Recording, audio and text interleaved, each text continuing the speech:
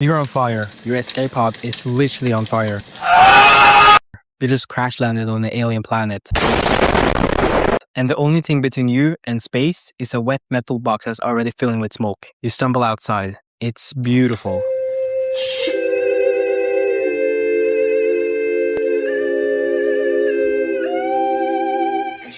The sun cuts to the surface. Alien fish live past like they couldn't care less. A coral formation the size of your house glows faintly to your left, and then your oxygen meter starts ticking. What's wrong? What's wrong with you? And somewhere beneath you, the seafloor drops away to nothing. That's the first 30 seconds of Subnautica. And the face people make at that exact moment, it's not excitement or fear, it's both at the same time.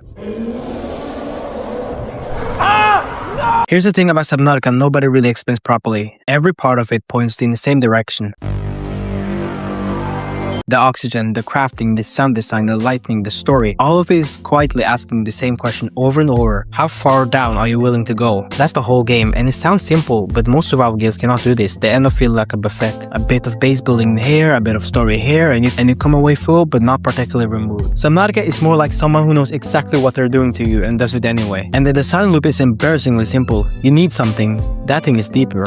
To get deeper, you need something else, and that thing is also deeper. Sounds like every survival game, except Subnautica does one thing differently. It makes going deeper feel like it was your idea. The game never shoves you. It leaves something glowing on the other side of a drop-off, puts a sound far enough away that you want to know what made it, and then it waits. Hey, look at this. I don't know, man, that looks risky. Yeah, but look how interesting it is. Okay, fine, just 5 seconds or some shit. 20 minutes later, you're lost in mushroom forest with 17 seconds of oxygen, and you're annoyed, but you're also going back tomorrow. Most games, if something's chasing you, you find high ground, a rock, a roof, just something. Somewhere to stand while pathfinding fails. Subnautica removes this entirely. There's no high ground. If something is faster than you, is in the waters, you're done. The environment itself takes away your instinctive escape plan, and you only figure this out for the first time. Something closes the distance, and there's nowhere to go. Where's the move? Nighttime is also when the bioluminescence kicks in, so the game makes you want to be there. You go for beauty. The fear is just what comes with it. It's a bonus. In most games, nighttime means always a bit dark. In Subnautica means, well, I'm dead. The base building in Subnautica gets called a survival mechanic. Well, it's not really that. It's a psychological one. You built this in an ocean that has tried to kill you like 50 times. You built a warm, lit box with breathable air and a window. And when you come back to it after that dive went a bit wrong,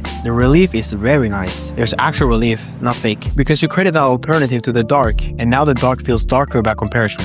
And then, something large swims past your window. You realize your safe place is a lit box in a very dark ocean. The scariest moment in Subnautica isn't when you see the creature, it's 3 seconds before. The ambient music fades, there's nothing, then just water, and your brain goes, something happened. Why did something stop? The game lets you hear things before you see them on purpose, because whatever you picture is worse than whatever's actually there. So it hands you a low frequency sound that registers more in your chest than your ears, and it gives you time to imagine. Those seconds are the best in the game. I've broken this thing into pieces. The loop, the ocean, the bass, and the sound. But the actual reason Subnautica stays with people is simpler than that. It makes you feel small in a good way. You go from I'm a fragile wet mammal to I understand this place. I have a home here now. And that specific arc is really important. It is one of the most satisfying things a game can do. It is not about defeating the ocean, or the ocean doesn't go undefeated. It's about learning to live with it, which is rarer than it sounds. And then you leave. The game is quiet until you just open a new save. It is not perfect. The launch was janky. The freedom can tip into I have no idea what I'm supposed to do, and some people cannot play it. The deep water, the scale, the dark. For some people that crosses a line from interesting anxiety to actually distressing, and that's fair, worth knowing before you go in. But most of the technical stuff has been patched, and the creative modes let you tune into stakes whatever you can handle. The core design is strong enough that the rough edges don't really dull it, which is the bar for an old-timer. Subnautica is proof that go deeper is not a direction, it's a whole emotional philosophy, and it's proof that the ocean is not your friend. It's also very beautiful, but it has creative ideas about what counts as livable space.